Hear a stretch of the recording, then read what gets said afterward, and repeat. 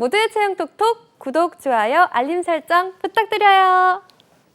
네, 취준생들이 어려워하는 우리나라 기업 직무 정보 알맞게 요리해 먹기 좋게 한 상 가득 차려드립니다. 분석 데스크 시간입니다. 오늘은 마이멘토의 류수원 소장님과 함께합니다. 안녕하세요. 안녕하세요. 예.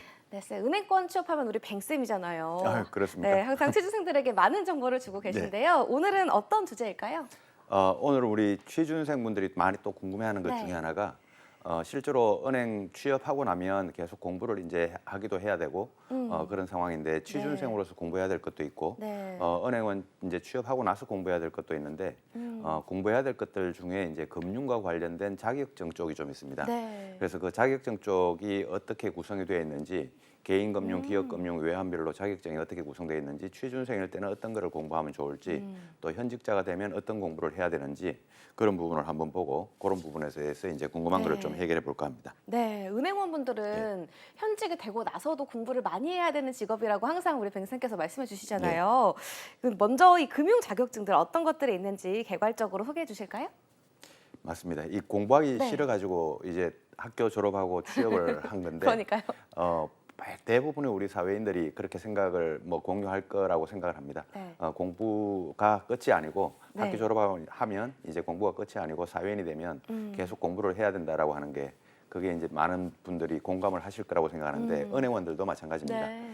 그래서 은행원들도 이제 그 취업하고 나면 계속 공부를 해야 되는데 저는 그게 이제 싫어서 이제 때려치고 나왔지만 네. 그래도 때려치고 나와도 또 공부를 지금 또 하고 있습니다. 네. 그 우리 은행권과 관련해서 이제 금융 자격증들이 어떤 게 있는지 한번 볼 텐데요. 네. 지금 혹시 이제 화면이 준비되면 이제 띄워주실 텐데 네. 이제 많은 지금 나오죠. 그 많은 취준생분들이 이제 공부하고 있는 저 자격증들이 저런 종류의 자격증이고 은행 현직자분들도 저 자격증들을 대부분 이제 자기 분야에 맞게 공부를 하기 시작을 합니다. 근데 저기 이제 일단 오타가 먼저 하나 있는데 네. 이제 그 두 번째에 은행레라고 하는 중간에 보면 은행레라고 하는 자산관리사라고 하는 자격증이 있는데 저 은행레가 아니고 은행 FP입니다. 네. 이제 우리 취준생분들이나 현직자분들은 다 보시면 레가 왜 저렇게 레가 되는지 FP를 네. 잘못 입력시키면 저렇게 됩니다. 제가 실수입니다. 네. 자, 그렇게 이해를 해주시고 그다음에 이제 여기 보시면 이제 색깔이 나와 있죠. 네. 색깔이 이제 개인금융과 관련된 그 분야의 자격증들이 있고, 그 다음에 이제 기업금융, 그 다음에 그 디지털 쪽, 네. 그 다음에 현직자만 준비할 수 있는 자격증, 뭐 이런 것들이 이제 색깔이 좀 나와 있는데, 네. 중간에 이제 색깔이 좀 다른 것도 하나 있고요. 네. 그 시깔별로 이제 분야별로 공부를 하는 게 좋고, 그 다음에 이제 세로 축은 보면 난이도입니다.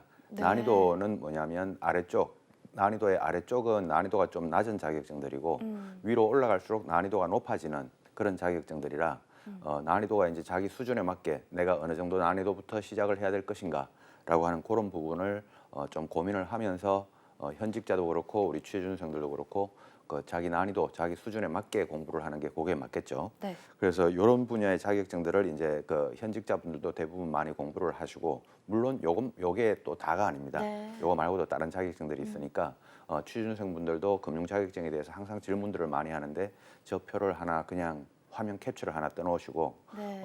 내가 어떤 자격증들을 공부해야 될지 그냥 그 캡처를 하나 떠놓으시면 난이도에 맞게 네. 그렇게 이제 공부를 좀 할 수 있지 않을까 생각이 듭니다. 네, 쌤 조금 전 이 표만 봐도 굉장히 많아 보이는데 이게 끝이 아니라고 많죠. 하니까 예. 공부해야 할 자격증이 왜 이렇게 예. 많나 싶은데요. 예. 저걸 다 공부해야 하는 건지 아니면 좀 선택적으로 일부만 해도 되는 건지 궁금합니다. 예, 당연히 이제 저거 다 공부하기에는 네. 뭐 시간도 너무 많이 걸리고 에너지 낭비가 많죠. 네. 그렇다고 뭐 저도 마찬가지로 그 행원 때 은행에 들어가서 행원 때 외환 업무와 기업금융 업무는 해봤지만 개인금융 업무는 제가 깊이 있게 해보지를 않았습니다. 네. 그래서 개인금융과 관련된 분야는 저는 이제 현직자 때 자격증이나 이런 공부를 해본 적도 없고 깊이 있게 그 공부를 해보지 않았지만 네. 외환 분야와 기업금융 제가 맡고 있는 분야만큼은 누구한테도 뒤지지 않을 만큼 저도 공부를 해본 적이 있단 말이죠. 네. 그래서 그 공부는 공부대로 이제 하는데 저 자격증들을 다 공부를 하라는 게 아니라 자기 분야에 맞는 자기가 지원하는 분야에 맞는 그런 쪽으로 이제 공부를 해야 되겠고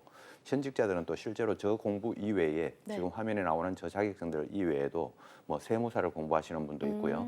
그다음 공인중개사, 지금 뭐 세무사, 공인중개사 같은 거는 저 지금 현재 화면에 안 나와 있단 말이죠. 네. 그래서 세무사, 노무사, 공인중개사 이런 뭐 별도의 조금 더 전문화된 그런 특화된 자격증들을 공부하는 분들도 많이 계신데 네. 우리 취준생 분들이나 현직자 분들이나 항상 그 자기 개발하려고 하는 그런 노력은 보여주셔야 고객분들도 신뢰를 할 것이고 채용하는 분들도 여러분들을 신뢰할 것이고 그런 네. 뭐 좀 관계가 좀 있을 것 같습니다. 네. 그럼 이 자료에서 보면요, 그 업무에 따라서 또 자격증이 나눠져 있잖아요. 네. 위에 알려주신 자격증 중에서 개인금융과 관련된 자격증 먼저 소개해 주실까요? 네, 그러죠.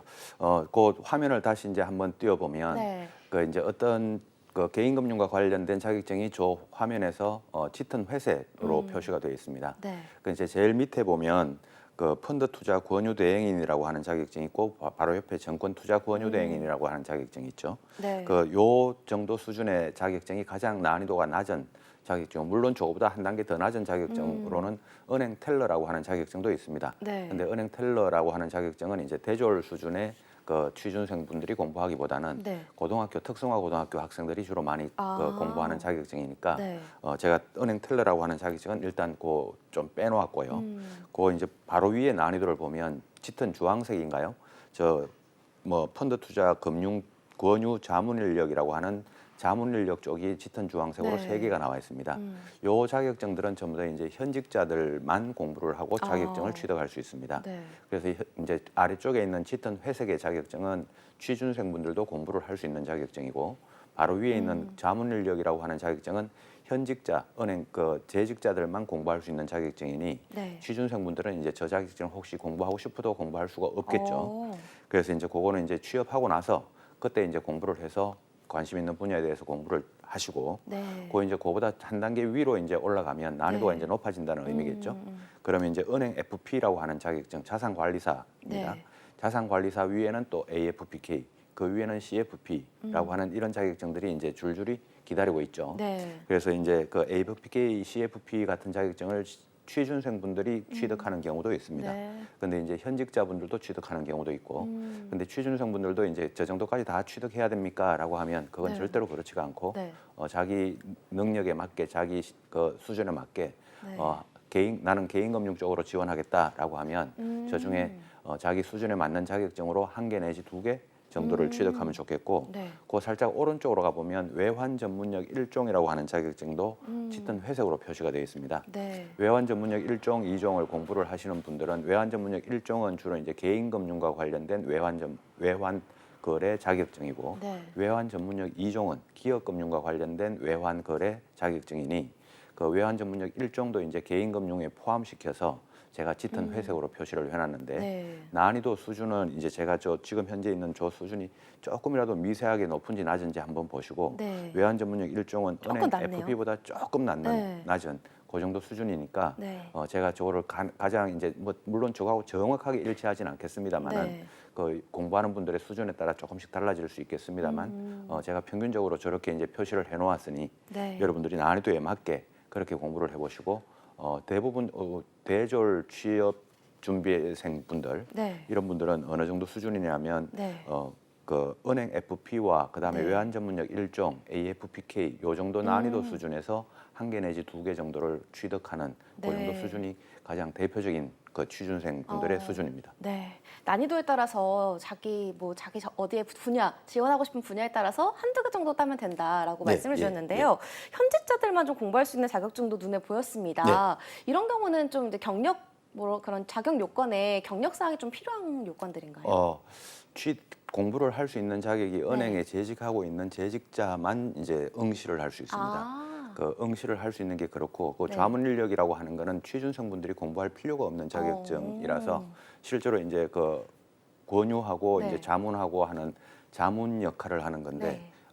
이제 파생 상품이다, 정권 투자다, 펀드다라고 하면 이거를 자문을 해줄 수 있는 역할을 현직자들만 할 수 있으니까 네. 현직자용으로 자격증을 분류를 해놓았고 네. 취준생분들은 공부를 할 필요도 없고 할 수도 없고 그런 자격증이라 네. 굳이 취준생분들은 저 자격증들에 대해서는 이제 관심을 안 가져도 되고 현직자가 되면 재직 그 증명서를 가지고 네. 이제 신청을 할 수 있으니까 그때 공부를 하시는 게 낫겠죠. 네, 공부가 어쨌든 끝이 없네요.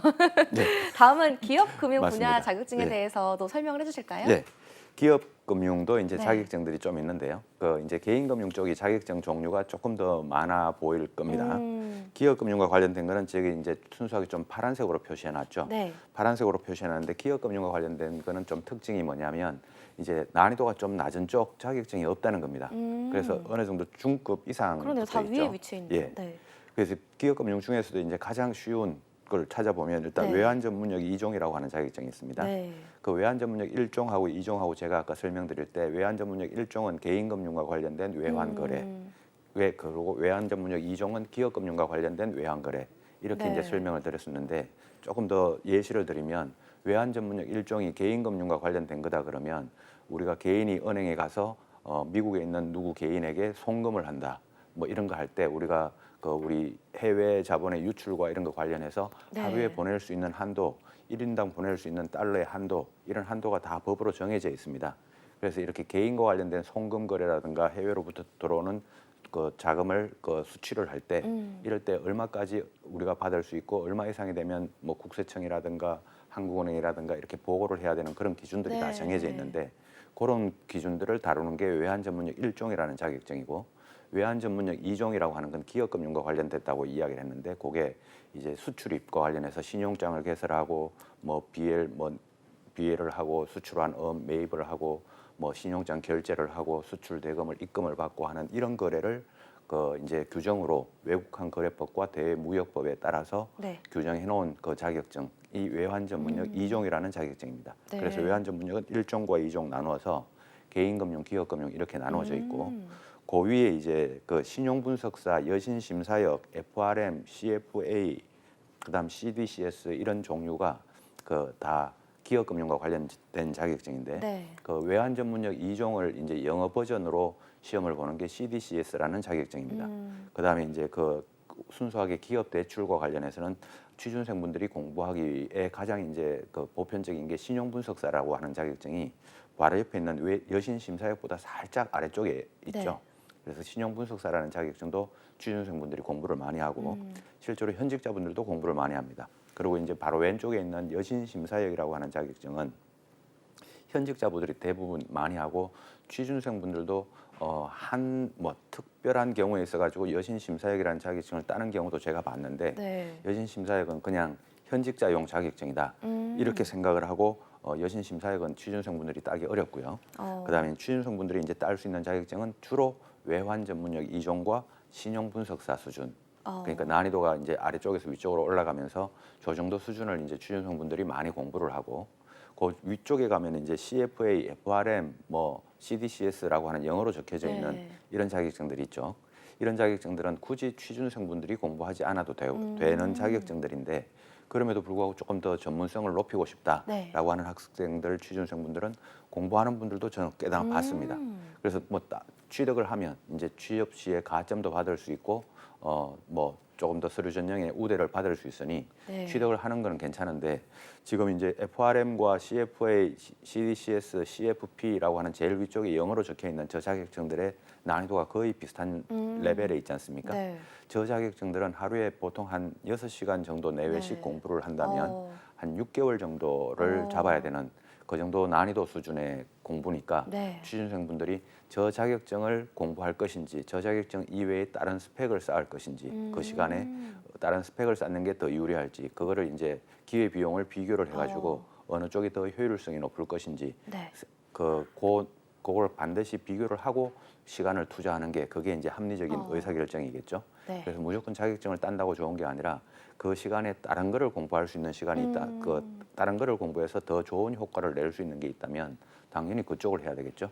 네. 그래서 이제 자격증을 취득한다고 좋은 건 반드시 아니고 네. 자기 수준에 맞게 자기한테 가장 효율적인 자격증을 공부하는 게 그게 가장 베스트 취업 전략이다라고 이렇게 말씀드리고 네. 이제 기업금융과 관련된 자격증의 특징은 아래쪽 난이도 있는 자격증이 없다.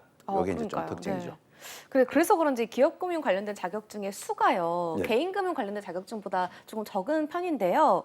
또 여신심사역 자격증 공부는 현직자만 할 수 있다고 말씀해 예, 주셨는데 그게 좀 불가능한가요? 아니면 난이도가 너무 높아서 취준생들이 하기가 어려운 건가요? 예, 그 여신 심사역은 현직자가 되어서 네. 이제 제가 기업금융과 관련된 제가 RM 직무를 한번 소개해드렸던 적이 있는데 그 RM 직무를 하려면 여신 심사역이라고 하는 저 자격증을 공부를 해야 됩니다. 아. 그래서 이제 저 여신 심사역이라고 하는 자격증은 바로 오른쪽에 있었던 네. 신용 분석사 자격증의 조금 더 실용적인 실무적인 버전이라고 이렇게 해석을 하면 되는데 신용 분석사 바로 오른쪽에 있는 신용 분석사라고 하는 자격증은 순수하게 좀 이론적인 쪽에 치우쳐져 있다면 네. 여신 심사역은 실제로 어떤 땡땡 기업과 거래를 할 때 재무 분석을 어떻게 해야 될 것인지 여신 한도를 어떻게 설정해야 될 것인지 뭐 거래를 어떻게 만들어 가야 될 것인지 이런 걸 주로 이제 사례 위주로 그 사례 위주로 공부하는 그런 실무 위주의 그 공부입니다. 아. 그래서 이제 취준생분들이 굳이 그까지 할 필요도 없고 네.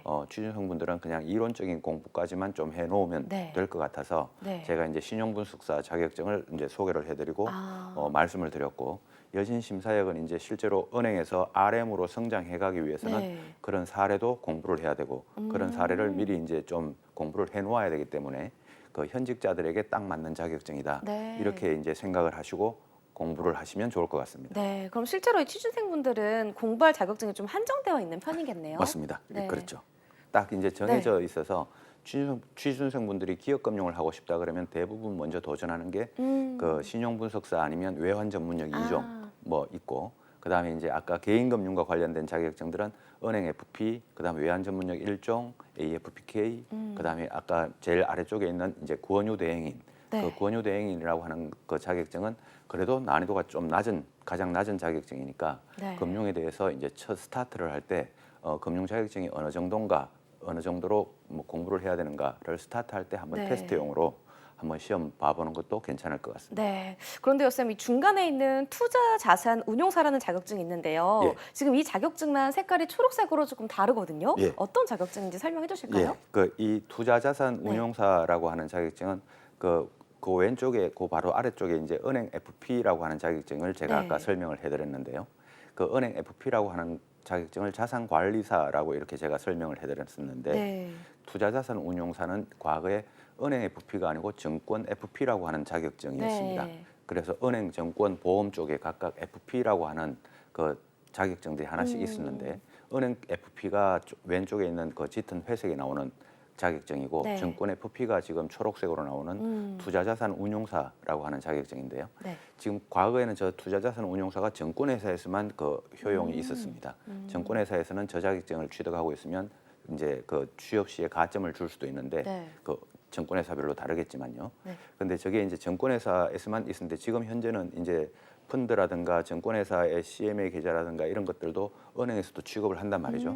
그러다 보니까 이제 은행하고 증권회사 간의 그 업무의 벽이 조금씩 이제 무너지고 있는 그런 추세라 저 투자자산 운용사라고 하는 자격증은 지금 현재 증권회사에서도 효용이 있고 그러니까 취업 시에 가점이 있고 은행 쪽 취업할 때도 가점이 있을 수 있는 그런 자격증이라 그 은행 쪽에서는 이제 주로 개인금융과 관련된 자격증인데 창구에서 이제 쓰이는 자격증인데 은행 쪽으로 취업하시는 분이나 증권회사로 취업하시는 분이나 네. 저 자격증을 만약에 취득을 하시게 되면 네. 양쪽 다 효용을 얻을 수 있으니 괜찮네요. 둘 다 준비하시는 분들에게는 그러네요. 필수적인 자격증이라고 네. 할 수 있죠. 네. 난이도는 이제 저 정도 수준입니다. 난이도 그래도 꽤 있는 편인 것 예, 같아요. 예, 맞습니다. 네, 또 쌤, 디지털 분야에 대한 관련된 자격증도 있습니다. 예. 저 자격증 금색으로 2개가 표시되어 있는데요. 예. 이 자격증들은 어떤 건가요? 저 과거에는 이제 디지털과 관련된 자격증이 사실 취준생분들에게는 없었습니다. 근데 이제 디지털 대전환과 4차 산업혁명 이런 내용이 나오면서 네. 이런 이야기가 나오면서 빅데이터, 인공지능, 블록체인 이런 이야기들이 이제 은행권에서 많이 나옵니다. 네. 그래서 새로이 이제 만들어진 그런 자격증이라고 보시면 되고 네. 이제 우리 취준생분들 근데 그 이과생분들이나 금공생분들은 저 자격증을 굳이 공부할 필요는 없습니다. 네. 제가 지금 화면에 표시해 놓은 거는 주로 이제 문과생분들 그 이제 은행 쪽과 관련해서 취업하고 싶은데 문과생분들이 어떻게 도전하면 좋을까라고 하는 걸 디지털 자격증을 제 3개를 표시해놨는데 네. 당연히 이과생이나 금공 학생분들은 취준생분들은 저 자격증보다 더 높은 쪽에 정보처리기사라고 하는 기본적인 자격증이 아마 있을 겁니다. 네. 그 정보처리기사나 빅데이터 분석기사나 이렇게 기사급 자격증들이 포진해 있을 텐데 네. 그런 자격증들을 위주로 공부를 해보시면 되고 문과생분들은 난이도가 그나마 이제 낮은 ADSP, DASP라고 하는 저 자격증이 이제 은행에서 데이터가 어떻게 그 가공이 되고 효용이 있는지